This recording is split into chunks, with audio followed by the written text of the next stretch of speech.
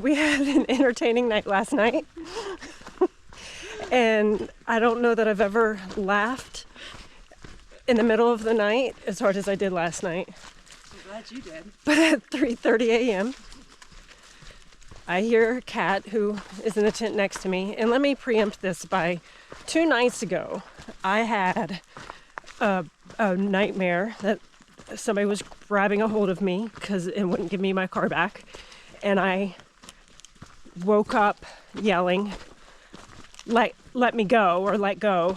Woke everybody up, but, didn't say anything. Just, everybody kind of went back to sleep. Next morning, it's like, did you hear me yell? And everybody's like, oh yeah, heard you yell. It's like, yeah, I was having a nightmare. So last night, cat yells, hey. So I wake up and I hear, and she yells again, hey. And I realize she's sleeping.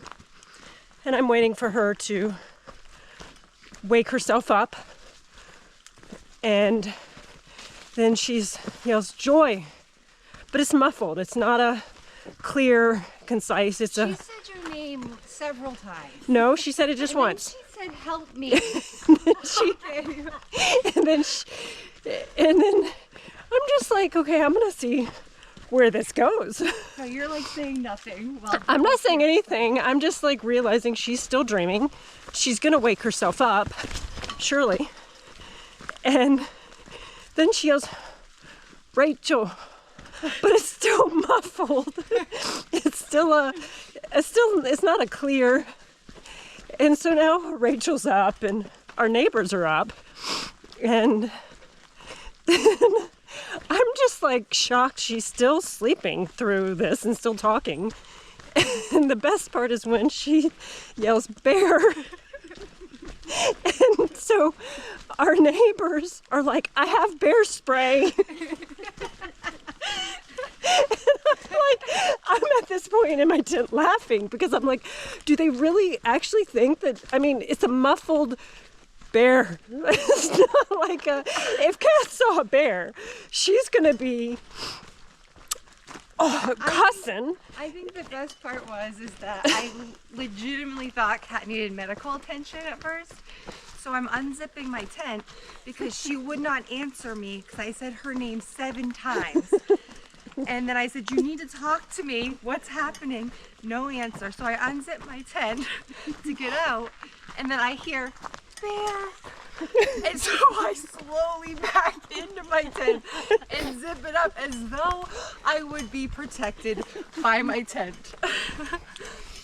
So that, and I really do think, Joy, you should have mentioned that she was dreaming. How would you not know that she was dreaming? It's not. If she were awake and saw a bear, she would be legitimate 3-minute ordeal. She would be. If you're awake and you see a bear, what do? You cuss and you're yelling clearly, holy bleep, bleep, bleep, there is a bear shaking my tent. But, she did say the bear was shaking. So Kat finally wakes herself up, but she's still... It's funny now.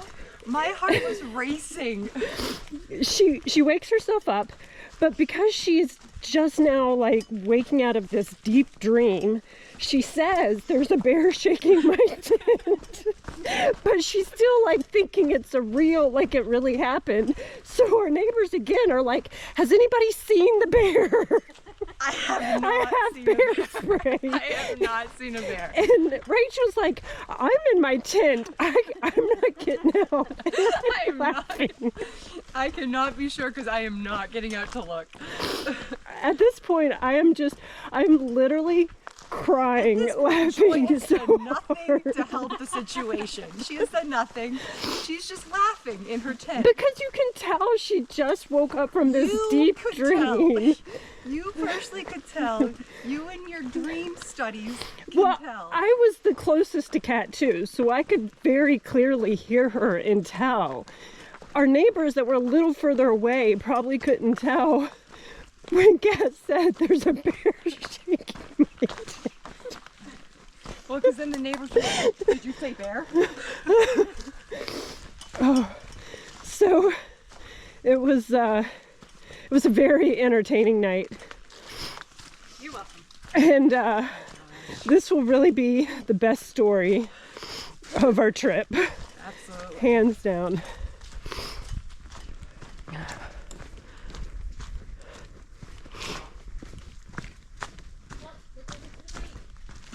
Sunrise.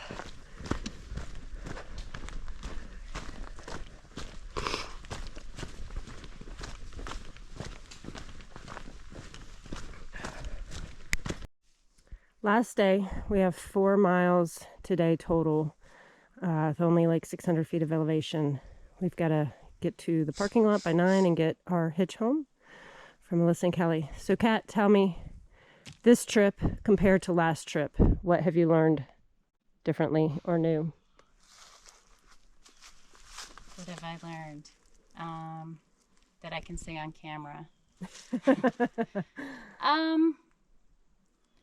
I don't know. I think our challenge this time was just water. Just we had to carry a lot of extra water because most of the stops either were puddles or had just a little trickle.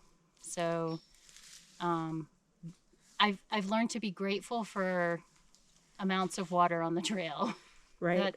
I've learned how much water it takes to do each and everything, from not just drinking, but cooking dinner, cooking breakfast, drinking coffee, brushing your teeth, washing hands, washing blood off your arm, how much water each and every little thing takes. Yeah.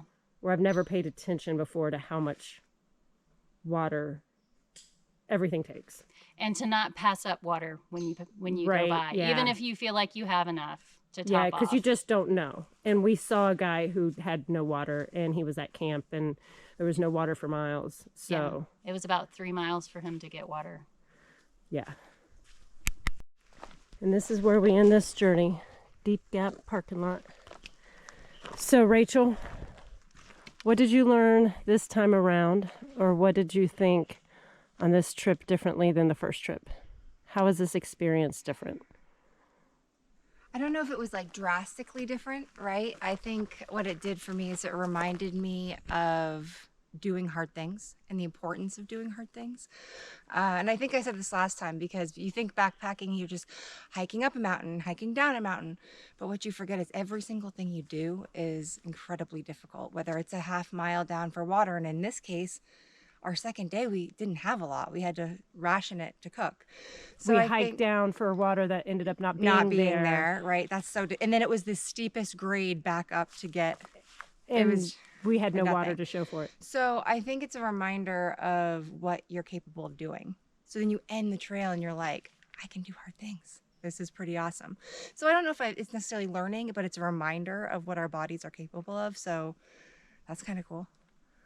Yeah. Yeah. So great experience. Great experience. Great Awesome. sunset last night. You got to put those pictures. Yes, in. we got a sunrise and a sunset on this trip. It was a great trip. Great trip. So I've been thinking about it a little bit longer than I gave them notice, but I would say the one thing that I learned the most on this trip is that for 2 days I had no cell service. And that's great. I needed it. I needed to completely check out and no option to look at my phone, because I'm always so connected and so on my phone. And when it's not even an option, you can't even, look at it. You can't text, you can't Strava, you can't do anything. So you're forced to just be, with the people you're around in nature. And it was great. But last night when I got cell service, all I wanted to do was call my husband and talk to my son and catch up and post my hikes on Strava, which made me realize that I love my life. So even though this is great for 4 days, I really appreciate everything I have at home. So when you do things like this, yeah, it's great, but I don't think that I would ever want to spend much more time away from home and the things that I love. So that's been kind of, I think, more this time than last time. I feel like last time we had more cell service, and this time not having it, we had all kinds of other things to think about. So it was nice to just check out, but I'm happy to be going home today. So this is it. This is thanks for watching all of these. I'll put links to our first section hike. That was Amicalola to Hogpen, and to my Strava, so you can see the data and check all those out if you'd like. There's also more pictures on Strava.